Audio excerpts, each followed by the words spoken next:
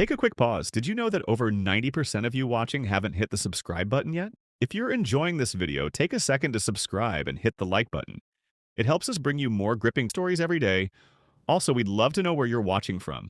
Drop your city in the comments so we can see how far our stories are reaching. Your support really keeps us going. Now, let's jump back into the video. The office was quiet, save for the soft hum of fluorescent lights and the distant ticking of a wall clock. Daniel Morgan leaned back in his leather chair, his eyes tired, his suit jacket draped over the backrest. Another late night at Carson Finch Global, an empire his wife helped build and one he supported from the shadows. He stared at the monitor, running a final diagnostic report before shutting down. A coffee mug, now cold, rested by his keyboard. His phone buzzed once, then again, no caller ID. He ignored it, but then a message lit up the screen. Unknown. You deserve to know. Check the file. Lionsgate Internal Review, confidential. Password? MIRROR. Daniel blinked. He sat upright, suddenly alert. No explanation, no context, just a breadcrumb. His instincts stirred. The message could be a prank, corporate espionage, or worse, blackmail. But curiosity clawed at him. He accessed the company's internal cloud, typing Lionsgate Internal Review. It was there, buried behind encryption. He typed the password MIRROR. The file opened. Minutes passed in silence as Daniel scrolled through photos, transcripts, and financial logs. His hand slowly lifted to cover his mouth. The first image was blurry, grainy, security cam footage. But the figures were clear enough. His wife, Veronica, VP of Strategic Affairs, intimately close with a man in a conference room. Another image. Another man. A pattern. Emails followed. Flirtation hidden behind coded language. Closed-door meetings. Travel itineraries that didn't match what she told him.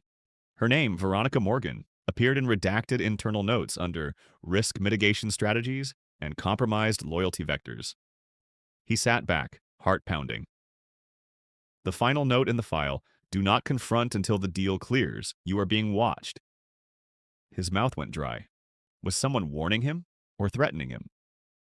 He stood slowly, eyes darting to the dark windows, feeling a presence though none could be seen.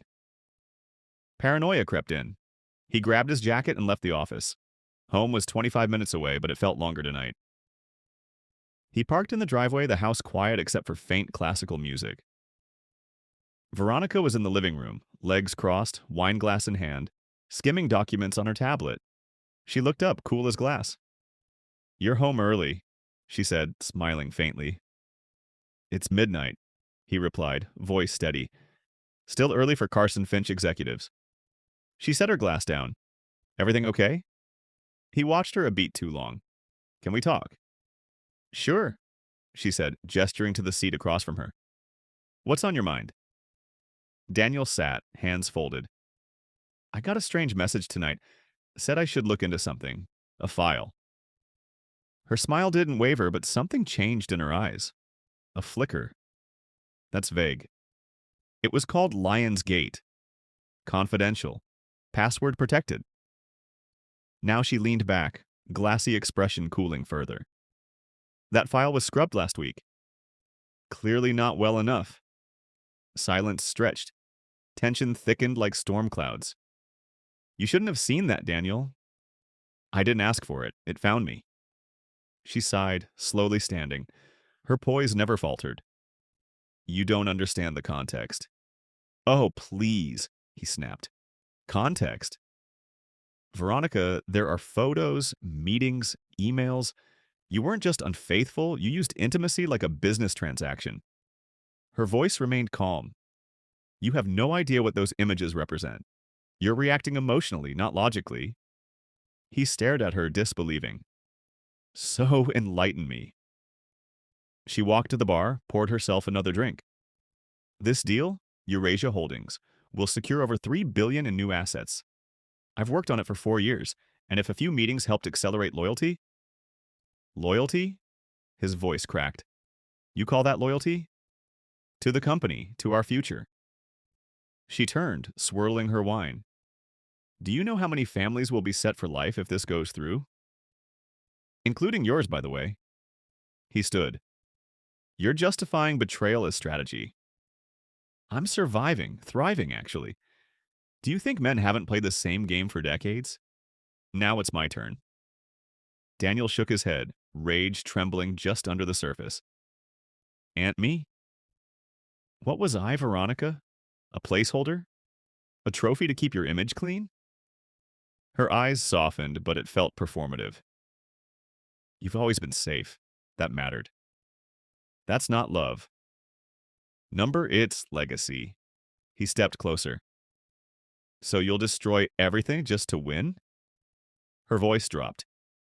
Number, I'll protect it. Which is why this little outburst of yours, it ends here. What's that supposed to mean?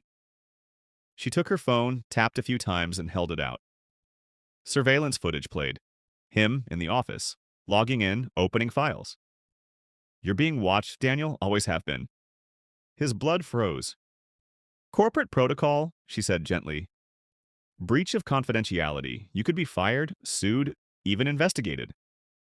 You'd really do that to me? She walked up to him, brushed a hand against his chest. Not if you cooperate. Stay silent. Support me like you always have. Nothing has to change. Not really. And if I don't? Then your name becomes collateral damage. And in this world, Daniel, reputation is everything. His jaw clenched. You're threatening me to cover your lies. I'm giving you an option. Her voice dipped to a whisper. Power or pity, choose. The room pulsed with tension. Daniel stepped back, breath shallow. You built your empire on secrets, but secrets rot the foundation. Her smile returned. Then let's hope you're not beneath it when it collapses. The front door buzzed. A delivery? At this hour? Veronica checked her phone. They're early. Who? She tilted her head. Just someone making sure we stay aligned. You'll want to be agreeable. Daniel stared, realization dawning. This goes higher than you, doesn't it? She didn't answer. Instead, she walked toward the door, calm and cold. Daniel looked at the fireplace mantel, at the family photo. Him, her, a carefully constructed illusion, his hands balled into fists. As Veronica opened the door, silhouetted by the glow of headlights outside, Daniel took a step into the shadows of the hallway, unseen and quiet. This wasn't just a marriage breaking, this was a war. And he wasn't sure who the enemy really was anymore. Rain had started to fall outside, a steady tapping against the window panes, as the tension inside the house grew heavier, thicker. Daniel stood in the dim hallway, concealed by shadow, listening to the murmur of low voices. The door had opened moments ago, and two men, dressed in tailored suits, their expressions unreadable, stepped inside. Veronica greeted them without a trace of surprise, as if this late-night visit had always been part of the plan. Daniel remained still. One of the men glanced around the space, his sharp eyes scanning the room with practiced precision. The other leaned in close to Veronica, whispering something that Daniel couldn't hear. She nodded, calm and composed, then motioned for them to follow her into her private study. The study door clicked shut. Daniel finally exhaled. He crossed the room quietly, moving toward the staircase. Halfway up, he turned and looked back at the closed door. What was she hiding now? What could be so critical that it required backup at midnight? He slipped into the guest room, opened a drawer, and retrieved a second phone. One he rarely used, one she didn't know about. He dialed a number. Julian, he said when the line picked up. A groggy voice responded. Daniel, what time is it? I need a trace, he said. On a message I received tonight. No questions. Can you do it? Julian sighed. Send it over. Daniel forwarded the unknown message, then closed the phone and sat down, fingers steepled under his chin. He thought he knew Veronica. Her ambition was no secret. She wore it like perfume. But this? A multi-layered corporate affair disguised as networking?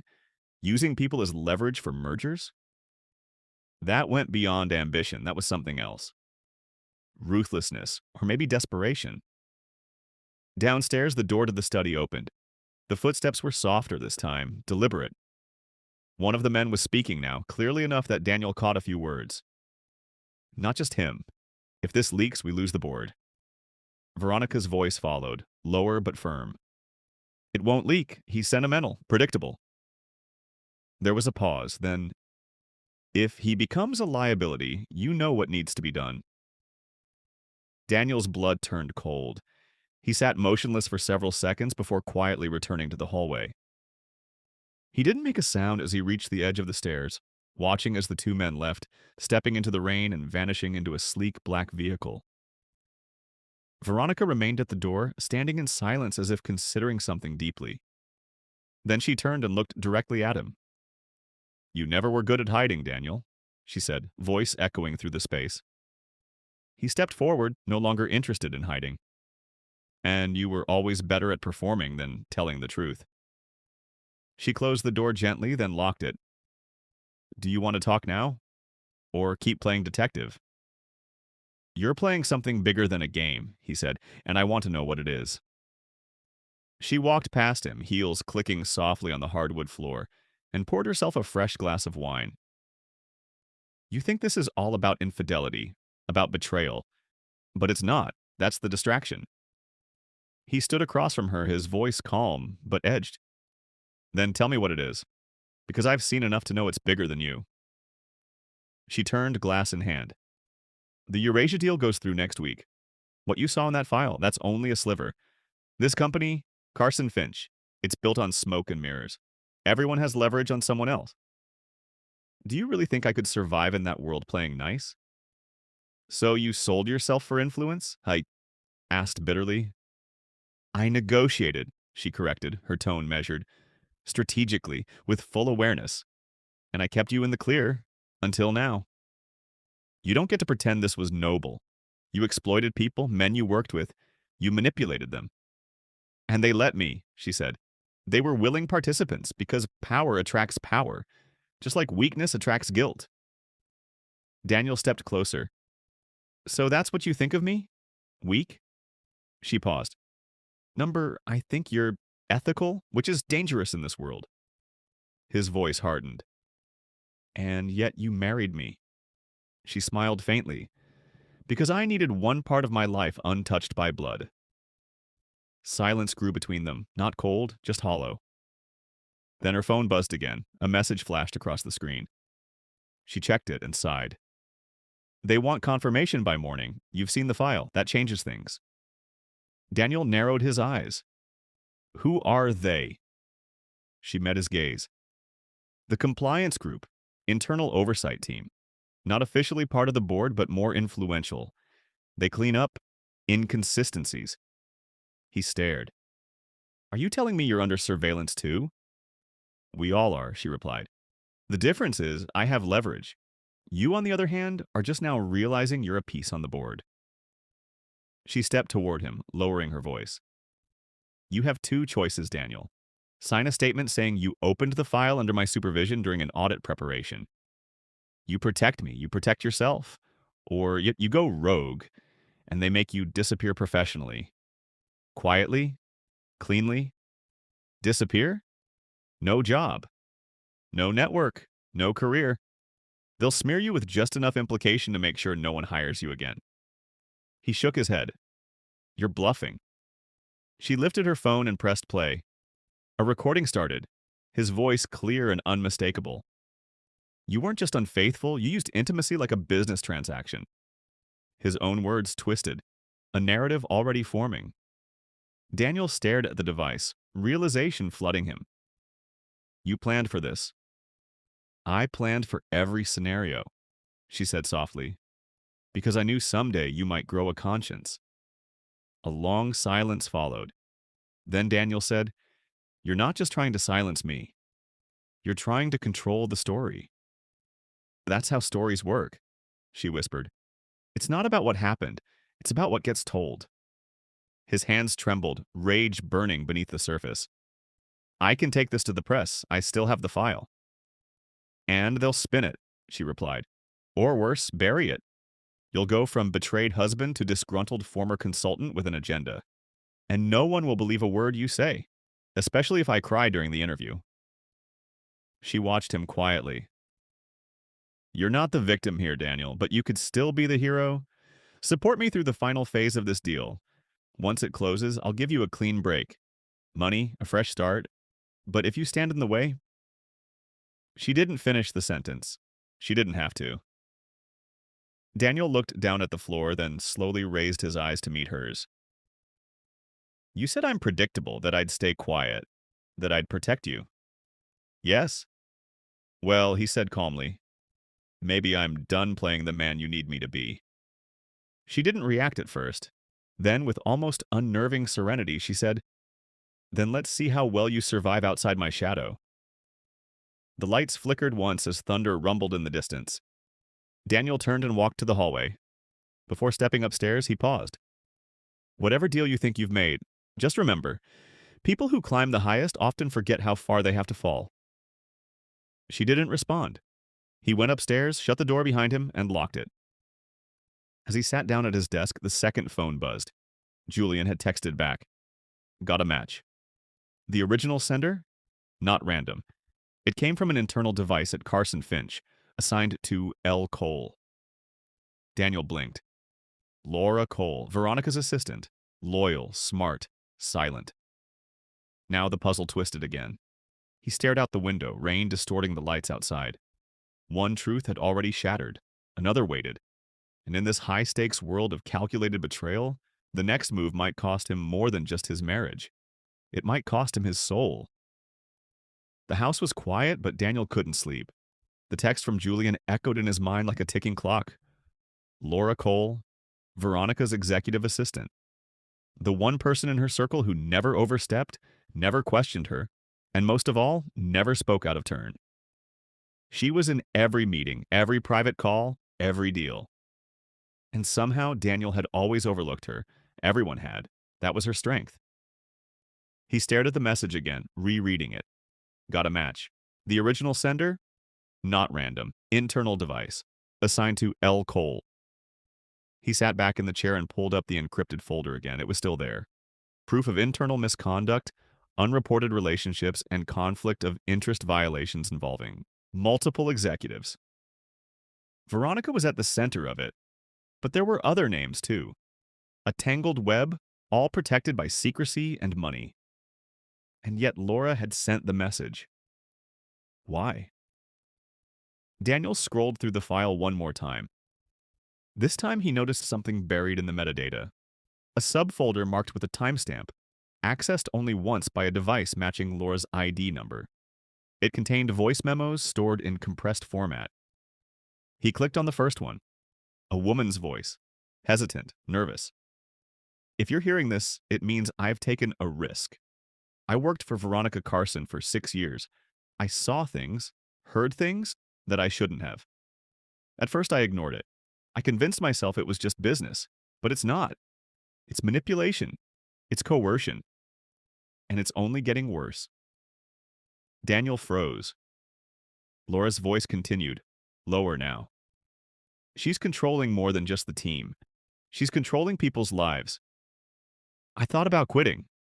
But if I walk away quietly, none of this stops. So I'm sending this to her husband. Because he's the only one who might still have a conscience. The recording cut off. There were 5 more files, all similarly structured, short, cautious, like someone who feared being discovered. Daniel sat back, stunned. Laura had been trying to help. She wasn't trying to destroy Veronica, she was trying to stop her. He picked up the phone, ready to call Julian again, but stopped himself. Too risky. Too many ears. He opened his email and drafted a message to an old contact in corporate compliance media, one of the few investigative journalists left who hadn't sold out to corporate influence. He attached the audio and the metadata, but didn't hit send. Instead, he saved it as a draft, because he needed to know the truth before he pulled the trigger. He went downstairs. The living room was empty now, the storm outside still drumming gently on the roof. Veronica was no longer there. He checked her study. Empty. Then he heard a faint sound from the back patio. He stepped outside, rain misting in the air. There she was, standing under the overhang, sipping from a coffee mug and looking out into the yard. You're up late, she said, not turning. So are you.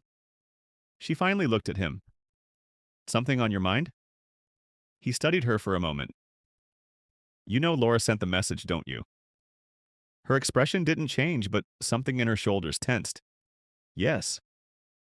How long have you known? Since the moment you got it, she said quietly. She used company resources. I had alerts set up for breaches like that. Why didn't you say anything? Because I wanted to see what you'd do. He stepped forward. And now that you know I know? She turned, her gaze steady. Now we talk, honestly. He narrowed his eyes. Is that what we're calling this now? She sighed. Laura is idealistic.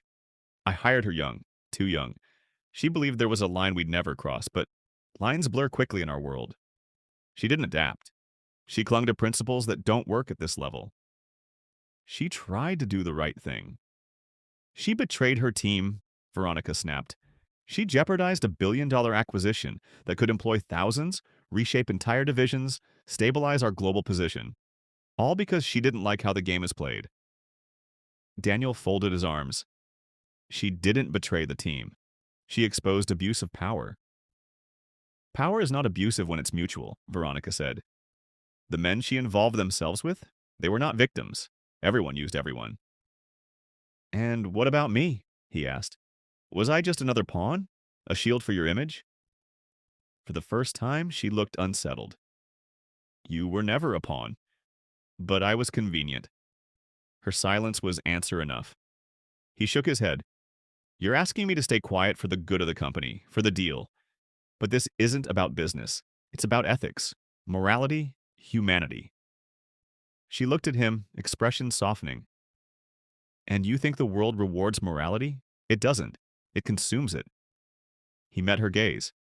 Then let it. But I won't be part of the lie. She stepped closer, voice dropping. If you go public with this, Daniel, I can't protect you. You'll be dragged through the mud. They'll come for you. And they'll bury Laura, too. Do you want that on your conscience? He stared at her, torn. I'll give you $5 million, she said. Quietly, no trail. You walk away, no press, no scandal. You start fresh. You're not built for this world, Daniel. That's not an insult. It's a compliment.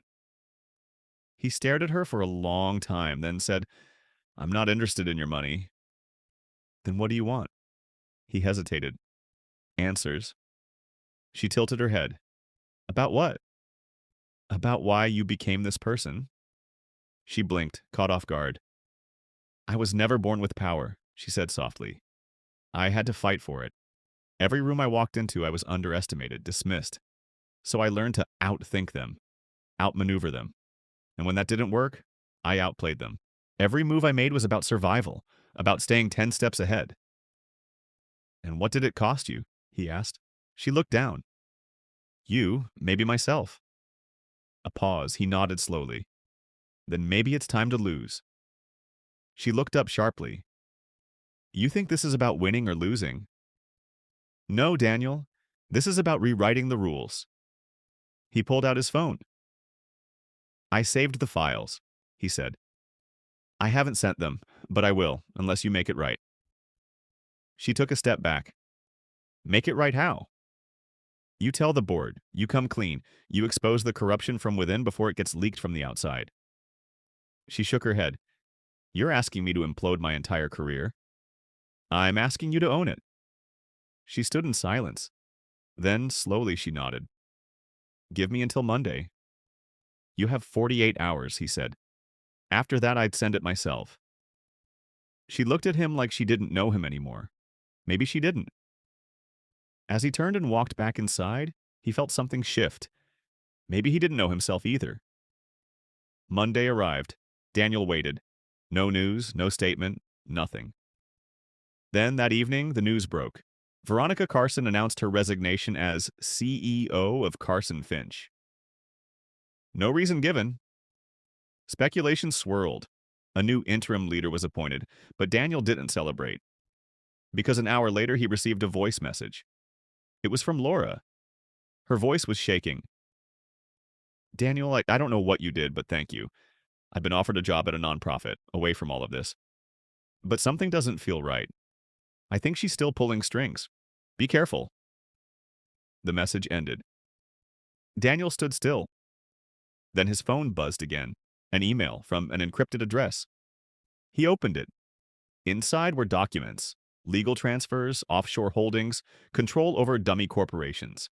And at the top, owner, Daniel Hayes.